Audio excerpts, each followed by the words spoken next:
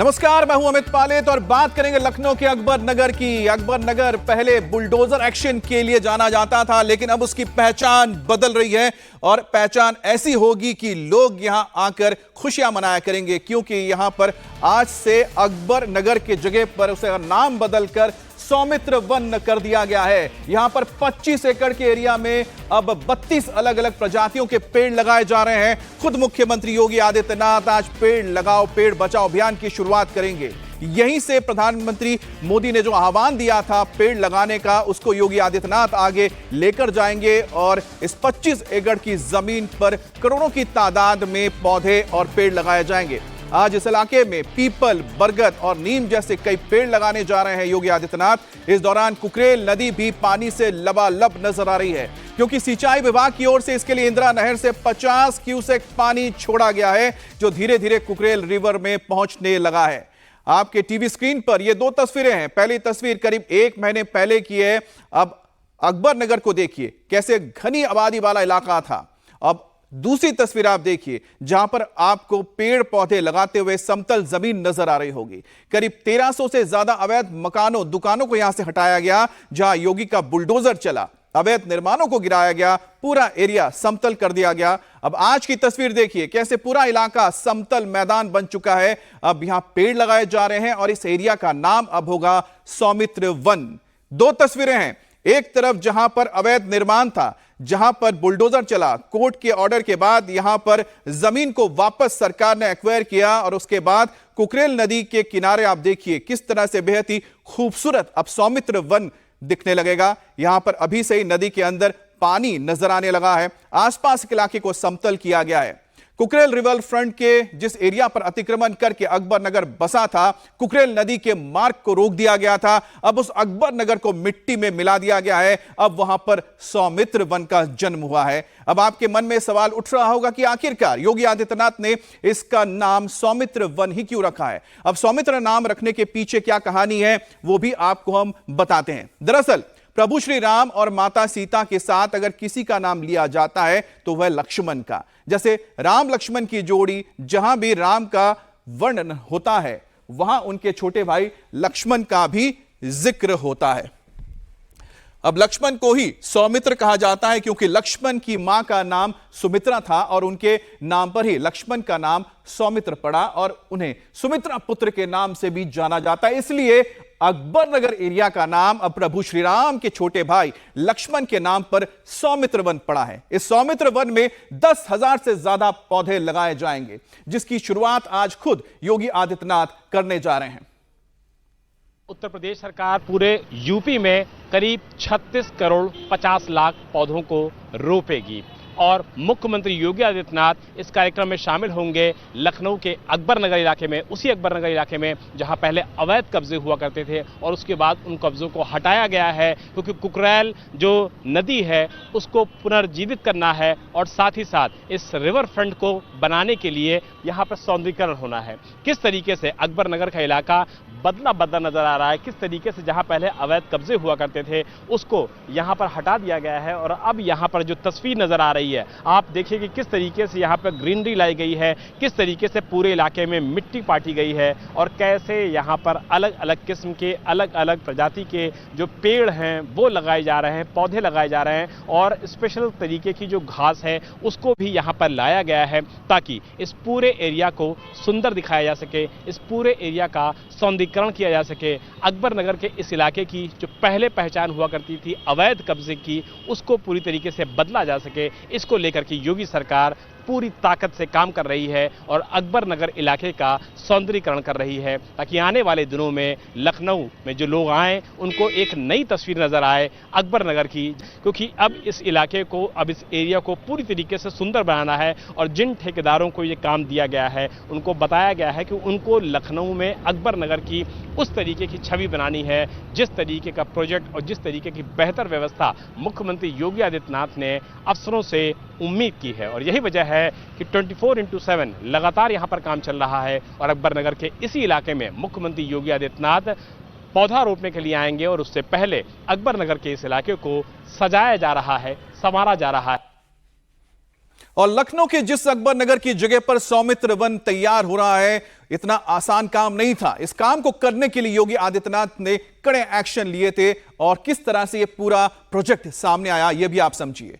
कुकरेल नदी पर river front का डेवलपमेंट, इसकी तैयारी होती है। उसके लिए 1068 अवैध घरों पर बुलडोजर चला था, क्योंकि लगातार यहां पर शिकायतें भी आ रही थी किस तरह से नदी की जमीन को कब्जा किया जा रहा है। 101 कमर्शियल बिल्डिंग ध्वस्त की गई, 1000 से ज्यादा अवैध घर और 100 से ज्यादा कमर्शियल बिल्डिंग जब ध्वस्त किए गए, उसके बाद नदी के 200 मीटर के दायरे में बुलडोजर चला, तब जाकर यह अवैध निर्माण हटा। और आज के वक्त में जो आप देख पा रहे हैं कुकरेल नदी का वह रिवर फ्रंट, वो नजर आने लगा है। अब आपको बताते हैं कि पहले अकबर नगर कैसा था और अब सौमित्र वन कैसा होगा। जो अकबर नगर एक घनी आबादी वाला इलाका था, अब वो समतल मैदान बन गया है।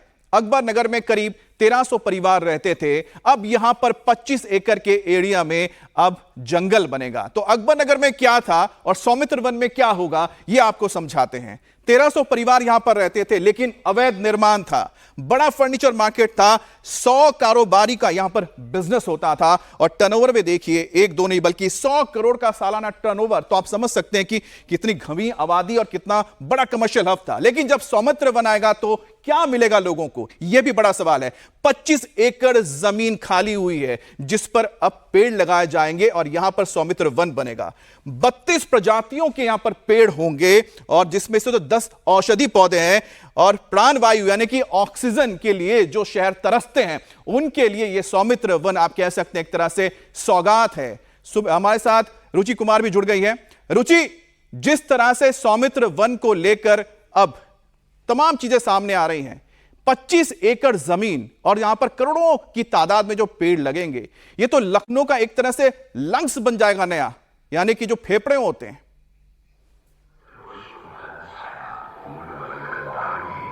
जी हाँ, बिल्कुल। ये जो कुकरेल नदी, जो बच्ची का तालाब इलाका है लखनऊ का बाहरी, वहाँ से अस्थि एक जगह है, वहाँ से चलती थी और पीछे गोमती नदी में आके गिरती थी। करीब 28 किलोमीटर लंबी ये नदी थी, लेकिन धीरे धीरे इस पर अतिक्रमण होता गया, लोग मकान बनाते रहे और ये नदी नाला बन गई। अब जो सरकार है योगी आदित्यनाथ की, वो यहाँ रिवर फ्रंट बना रही है और उसी के तहत ये सौमित्र वन बनाया जा रहा है। सब तरफ आपको पेड़ ही पेड़ दिखाई देंगे। यहाँ पर हमें 10,000 पेड़ यहाँ पर लगाए जा रहे हैं।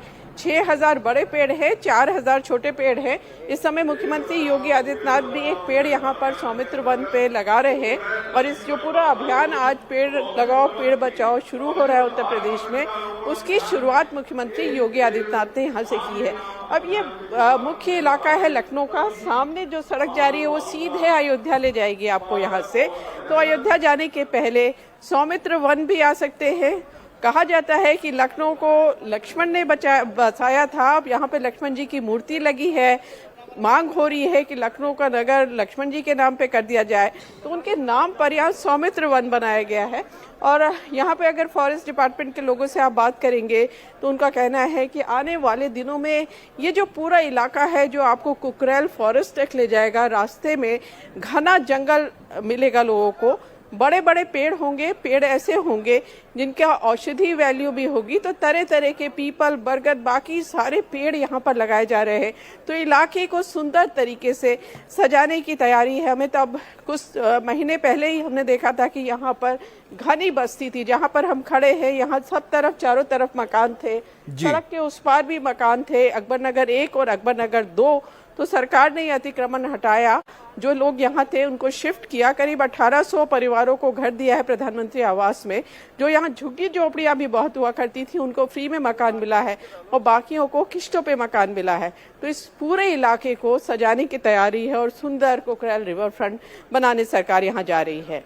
बिल्कुल रुचि, तो लखनऊ के लिए जहां एक तरफ गोमती रिवर फ्रंट होगा, उस तरह से कुकरेल नदी के किनारे अब सौमित्र वन बन रहा है। यानी कुकरेल रिवर फ्रंट की वजह से अब लखनऊ में लोगों को ऑक्सीजन की अब कमी नहीं होगी। आप जब मन हो जाइए इस वन में और आप वॉक कीजिए, अपने फेफड़ों में ऑक्सीजन लीजिए और स्वस्थ रहिए। यही तो एक शहर की पहचान हो रही है। धीरे धीरे योगी का असर दिख रहा है। अकबर नगर का नाम बदलकर सौमित्र वन हो रहा है, तो कांवर रूट में जितनी भी दुकानें हैं उनका नाम भी बदला जा रहां है। कांवर रूट पर कहां कहां किसने नाम बदला, कहां कहां किसने नाम बदलकर पूरी तरह से अपने दुकान के बारे में जानकारी दी है, आपको हम दिखाएंगे। लेकिन उससे पहले एक बड़ी खबर आ रही है। बिजनौर में कांवड़ मेले से पहले शिव भक्तों पर हमला हुआ है। हरिद्वार में जल लेकर लौट रहे 3 कांवड़ियों पर दूसरे समुदाय के दबंगों ने हमला कर दिया और बताया जा रहा है कि 6 लड़कों ने 3 कांवड़ियों के साथ मारपीट की है। कांवड़ियों के साथ हुई मारपीट की खबर मिलते ही बिजनौर पुलिस भी एक्शन में आ गई है। पुलिस ने 3 आरोपियों को गिरफ्तार कर लिया है और इसमें से एक का नाम सुहेल है और दूसरे का नाम अदनान बताया जा रहा है, जबकि तीसरा आरोपी अभी नाबालिग है। तो कांवड़ियों पर हमला हुआ है और हमले में जो आरोपी थे उनमें से 2 को गिरफ्तार कर लिया गया है। 3 लोग इसमें शामिल थे। इसमें से एक आरोपी बताया जा रहा है कि वो नाबालिग है। दरअसल 22 जुलाई से बिजनौर में कांवड़ मेला शुरू होने वाला है और प्रदेश सरकार ने अब प्रशासन तक सभी तैयारियां करनी शुरू कर दी हैं। इस बीच कल बिजनौर के नगीना इलाके में हरिद्वार से आ रहे 3 कांवड़ियों पर देर रात कुछ बदमाशों ने हमला कर दिया और तीनों कांवड़िए बताया जा रहा है कि हरिद्वार से गंगा जल लेकर लखीमपुर खीरी की तरफ जा रहे थे। तभी नगीना के देहात रोड पेट्रोल पंप के साथ 2 बाइक और 1 स्कूटी पर सवार कुछ दबंगों ने गंगा जल लेकर जा रहे इन पर हमला कर दिया। तो हुआ क्या था, 22 जुलाई से कांवड़ यात्रा की शुरुआत हो रही है मेले की। गंगा जल लेकर जब वापस लौट रहे थे लखीमपुर खीरी तो इन कांवड़ियों पर हमला किया गया और 2 बाइक पर सवार होकर ये आरोपी आए थे। हरिद्वार से आ रहे थे तीनों कांवड़िए। नगीना के पेट्रोल पंप के पास से हमला हुआ था और इनको आगे लखीमपुर खीरी जाना था। आकाश, राहुल, अंशु के साथ मारपीट की गई थी। इस घटना के होने के बाद कांवड़ियों ने नगीना थाना पुलिस को एक तहरीर भी दी थी, जिसके बाद पुलिस ने फौरन ही एक टीम का गठन किया, आरोपियों की तलाश शुरू की और मौका वारदात के पास लगे सीसीटीवी को खंगालकर आरोपी की पहचान की गई और फिर उन्हें गिरफ्तार भी कर लिया गया। अब पुलिस ने कांवड़ियों से मारपीट करने के मामले में जिन 3 आरोपियों को गिरफ्तार किया है उनमें से एक का नाम है सुहेल पुत्र खलील, दूसरा अदनान पुत्र दिलशाद और तीसरा आरोपी नाबालिग है। कांवड़ियों के साथ मारपीट करने वाले बाकी आरोपियों की तलाश की जा रही है। अब गिरफ्तार किए गए आरोपियों से पूछताछ भी हो रही है। पुलिस ने यह पता लगाने की कोशिश की है कि आखिर उन्होंने कांवड़ियों पर हमला क्यों किया और उसके पीछे उनकी मंशा क्या थी। तो अब सरकार के लिए सबसे बड़ा सवाल यही है कि आखिरकार जो आरोपी पकड़े गए हैं उनके बारे में जानकारी ली जाए और आगे जो कांवड़िए जाएंगे यहां पर उनकी सुरक्षा पर ध्यान दिया जाए। कांवड़ यात्रा को लेकर सीएम योगी ने प्रशासन को सख्त निर्देश दिए हैं। शिव भक्तों की सूचना पर और उनके ऊपर सुरक्षा को लेकर सुनिश्चित की जाए तमाम चीजें। इसको लेकर प्रशासन भी पूरी तरह से अलर्ट है। कांवड़ रूट पर जितने भी दुकानदार हैं वो अपने दुकानों के बाहर अपने नाम का बोर्ड भी लगा रहे हैं। जिन दुकानदारों ने अपने नाम की जगह किसी और का नाम बोर्ड पर लगाया था वो भी अब उसे बदल रहे हैं। मुजफ्फरनगर में दिल्ली देहरादून नेशनल हाईवे 58 पर मुजफ्फरनगर का संगम शुद्ध शाकाहारी भोजनालय अब सलीम शुद्ध शाकाहारी भोजनालय हो गया है। यानी कि चाय लवर पॉइंट के नाम से हुआ करती थी जगह, अब उसका नाम वकील अहमद टी स्टॉल हो गया है। कई दुकानों के नाम ऐसे रहते हैं जहां कांवड़ियों के लिए अंदाजा लगाना मुश्किल होता है कि वहां खाया पिया जा सकता है या नहीं। शिव भक्त लहसुन प्याज तक परहेज करते हैं, लेकिन नाम में कंफ्यूजन की वजह से अक्सर विवाद की स्थिति पैदा हो जाती है। इसी को देखते हुए योगी सरकार ने यह आदेश दिया है कि कांवड़ रूट पर जितने भी खाने पीने की दुकानें हैं वो सब अपना असली नाम मोटे मोटे अक्षर में लिखें। योगी के इस आदेश का असर भी दिख रहा है। मेरठ से कुमार सोनू की एक रिपोर्ट भी आपको दिखाते हैं। सोमवार से सावन के महीने की शुरुआत हो रही है और जो कांवड़िए हैं वो भी हरिद्वार से गंगा जल लेकर निकल चुके हैं और यानी कांवड़ यात्रा शुरू हो चुकी है। ऐसे में कांवड़ यात्रियों की जो आस्था है, जो उनकी भावनाएं हैं अपने धर्म के प्रति, उसको ठेस ना पहुंचे, उसको ध्यान में रखते हुए यूपी सरकार ने एक फैसला लिया है। फैसला ये कि कांवड़ियों के रूट पर जितने भी ढाबे, रेस्टोरेंट, खाने पीने की दुकानें या फिर खाने पीने के ठेले, रेहड़ी जो भी लगी होंगी उस पर जो है उनका नाम और उनकी पहचान अंकित करना अनिवार्य होगा। ये इसलिए किया जा रहा है ताकि कोई भी कांवड़िया जो जब रूट से निकलेगा तो किसी भी तरीके से किसी ऐसी जगह वो खाना ना खाए जहां पर नॉनवेज की बिक्री हो रही हो, ताकि उसका धर्म भ्रष्ट ना हो, उसके गंगाजल की पवित्रता पर कोई आंच ना आए या फिर उसकी आस्था जो है उसको ठेस ना पहुंचे। इसी के चलते इस वक्त हम मेरठ में मौजूद हैं। ये जो मेरठ हाईवे है ये सीधा कांवड़ियों का रूट है और इस रूट पर दोनों तरफ जो है कई दुकानें बनी हुई हैं, कई ढाबे हैं, रेस्टोरेंट हैं, छोटे बड़े रेस्टोरेंट यहाँ पर मौजूद हैं।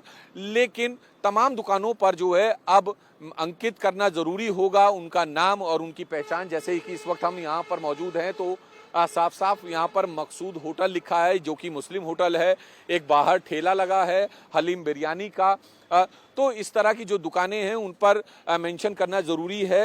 दरअसल कई जगह हमने देखा है कि कई होटल के नाम इस तरीके से होते हैं जिससे कि उनकी पहचान नहीं हो पाती कि आखिर इनका संचालक कौन है, जिससे कई बार कंफ्यूज होकर जो है कावड़िए उन होटल में जाकर खाना खा लेते हैं और बाद में उन्हें पता चलता है कि यहाँ पर वेज के साथ नॉन वेज भी परोसा जाता है, जिसके चलते उनकी आस्था को ठेस पहुंचती है। उसी को ध्यान में रखते हुए जो है यूपी सरकार ने ये फैसला लिया है कि जब तक कावड़ यात्रा चलेगी तब तक कावड़ के रूट पर हर खाने पीने की दुकान पर, ठेले पर, रेहड़ी पर, पटरी पर जो है संचालक का या फिर उस ठेले, पटरी या दुकान, रेस्टोरेंट, ढाबा को चलाने वाले व्यक्ति का नाम और उसकी पहचान लिखना जरूरी होगा। और अगर ऐसा नहीं किया गया तो कार्रवाई की भी बात की जा रही है।